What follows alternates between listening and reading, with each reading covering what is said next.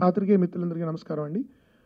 ఏ green tree productions పతాకంపై KC Narasimha Rao గారు నిర్మిస్తూ నా దర్శకత్వంలో వస్తున్న అమీ తుమి అనే సంపూర్ణ హాస్యరస ప్రధాన చిత్రం రేపు అదే జూన్ 9వ తారీఖున 2 రాష్ట్రాల్లోనూ అంతర్జాతీయంగా కూడా విడుదలవుతోంది.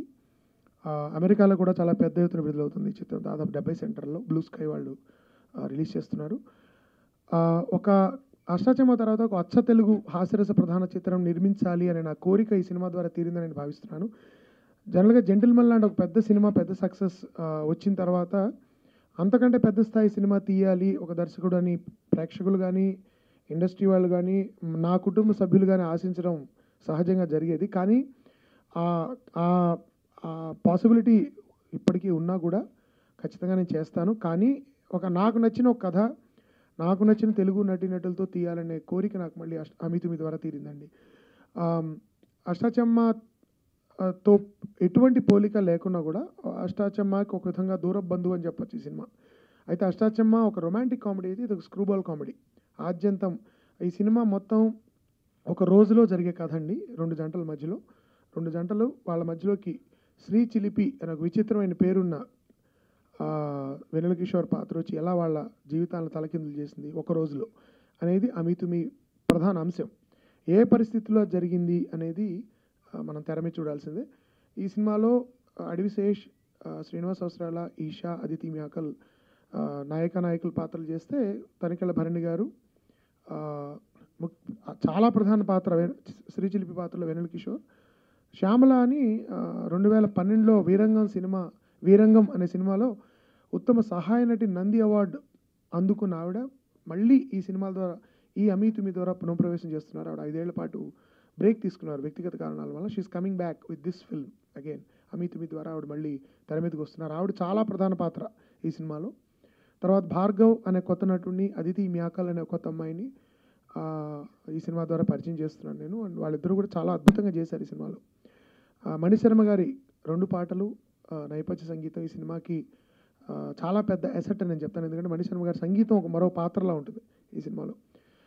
నాతో పాటు రెగ్యులర్గా పనిచేసే పీజీ విందా కెమెరా వర్క్ గురించి నేను చెప్పక్కర్లేదు. మార్తాండ వెంకటేష్ గారు, రవీందర్ గారు art director, and so Manoj costumes. So ఒక టీమ్ చాలా ప్లాన్డ్గా మేము దాదాపు 2 నెలల పాటు రిహర్సల్స్ చేసి ప్రతి ఒక్క షాట్ని సీన్ని ప్లాన్ చేసుకున్న లొకేషన్లో చాలా స్పీడ్గా తీసినా కూడా చాలా అందంగా చాలా రిచ్గా కనబడేలాగా ఈ సినిమా తీసే ప్రయత్నం చేశాము. డైలాగ్ డ్రివెన్ కామెడీ అయినా కూడా విజువల్గా కూడా చాలా అందంగా ఉండే సినిమా ఇది. దాదాపు 90% హైదరాబాద్లోను, 95% హైదరాబాద్లోను, చిన్న % వైజాగ్లో జరుగుతుంది కథ. కాబట్టి ఈ అమీ తుమి తర్వాత అష్టాచెమ్మ తర్వాత నేను దాదాపు 9 ఏళ్ల తర్వాత వస్తున్న ఈ సినిమాని తెలుగు ప్రేక్షకులు అదే విధంగా ఆదరిస్తారని, చాలా మంచి ఆరోగ్యకరమైన కుటుంబ సమేతంగా సకుటుంబ సపరివార సమేతం అంటూ ఉంటాం మనం, అలా చూడదగిన హాస్యరస ప్రధాన చిత్రం అనేది. మన ఒక జంజాల గారి సినిమాకి కానీ లేకపోతే ఒక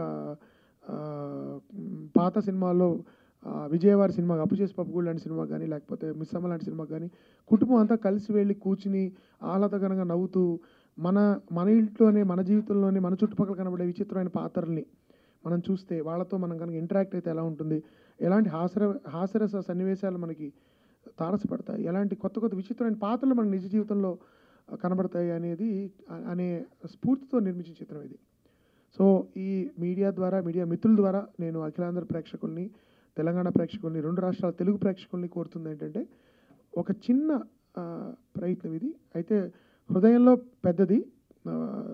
నిర్మాత డబ్బు పెట్టడంలో కానీ లేకపోతే బడ్జెట్ పరంగా చిన్నదైనా కూడా ఆశయంలో కానీ ఉద్దేశంలో కానీ చాలా జనరంజకంగా ఉండే సినిమా తీయాలనే ఉదాత్తమైన ఉద్దేశంతో తీసిన సినిమా ఇది. సో ఈ మంచి సినిమాని, అచ్చ తెలుగు సినిమాని తెలుగు ప్రేక్షకులందరూ ఆదరిస్తారని, కొత్తగా నిర్మాణం చేపట్టిన ముఖ్యంగా నరసింహారావు గారు, ఏ గ్రీన్ ట్రీ ప్రొడక్షన్స్ నరసింహారావు గారు, వినయ్ లాంటి నిర్మాతలకి ఈ సినిమాని ఆదరించడం ద్వారా ప్రోత్సాహం ఇస్తారని, వారు మరిన్ని మంచి అభిరుచి ఉన్న సినిమాలు తీయడానికి వాళ్ళకి అవకాశాన్ని కల్పిస్తారని, అలాగే నాలాంటి వాడు మళ్ళీ ఇలాంటి హాస్యరస చిత్రాన్ని కొత్త తెలుగు నటీనటులతో అచ్చమైన తెలుగు సినిమాలు మళ్ళీ తీయగలిగే అవకాశాన్ని నాకు ఇస్తారని మనస్ఫూర్తిగా కోరుకుంటూ, మర్చిపోకండి జూన్ 9 రేపు అమీ తుమి ప్రపంచవ్యాప్తంగా రిలీజ్ అవుతుంది.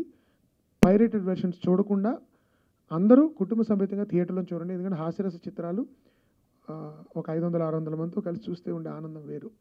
కాబట్టి దయచేసి మీరు థియేటర్‌కి వెళ్లి సినిమాని చూసి ఆనందించండి. మీకు నచ్చితే ఖచ్చితంగా మీరు ఫేస్‌బుక్ ద్వారా గానీ, ట్విట్టర్ ద్వారా గానీ, మీ డిజిటల్ ప్లాట్‌ఫామ్ ఏదైతే దాని ద్వారా 10 మందికి చెప్పండి. ఎందుకంటే పబ్లిసిటీ మీలాంటి వాళ్ళు, ప్రేక్షకులు, మీడియా వాళ్ళు దీని గురించి ఎక్కువ మాట్లాడితేనే ఇలాంటి సినిమాకి ఎక్కువ ప్రోత్సాహం లభిస్తుంది. సో మరొకసారి జూన్ 9 'అమి తుమి' తప్పకుండా చూడండి. Thank you.